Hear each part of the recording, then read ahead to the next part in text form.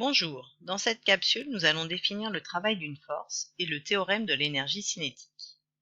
Lorsqu'une force est appliquée sur un objet, son effet sera différent en fonction de la direction selon laquelle elle est appliquée. Par exemple, sous l'action des forces exercées sur le wagon par les personnages, celui-ci acquiert de l'énergie sous forme d'énergie cinétique, quand simultanément les personnages en perdent sous forme d'énergie biochimique.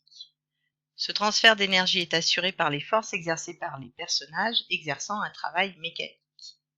Le travail mécanique d'une force est l'énergie fournie au système qui la subit lorsqu'il se déplace. Il s'exprime en joules. Lorsque la force est constante, c'est-à-dire qu'elle garde la même direction, le même sens et la même valeur sur le déplacement, son travail se calcule en faisant le produit scalaire du vecteur F et du vecteur AB.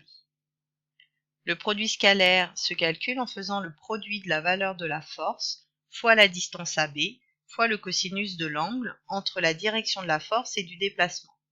Le travail s'exprime en joules, la force en newton, AB est la distance entre les points A et B en mètres, et alpha est l'angle entre les vecteurs F et AB, comme ici sur l'image. Selon la valeur de l'angle, le travail peut être négatif, positif ou nul. L'énergie cinétique est l'énergie liée à la vitesse du système.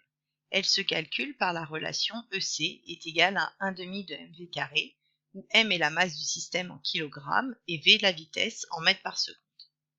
Lorsqu'un système est soumis à des forces qui travaillent, la variation de son énergie cinétique est égale à la somme des travaux des forces exercées sur ce dernier.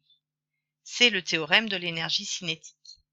Delta EC correspond à la variation d'énergie cinétique entre le point A et le point B et peut donc s'écrire EC de B moins EC de A est égal à la somme des travaux des forces sur AB, soit 1/2 de mvb carré moins 1/2 de mva carré qui est égal à la somme des travaux des forces appliquées au système sur le déplacement AB.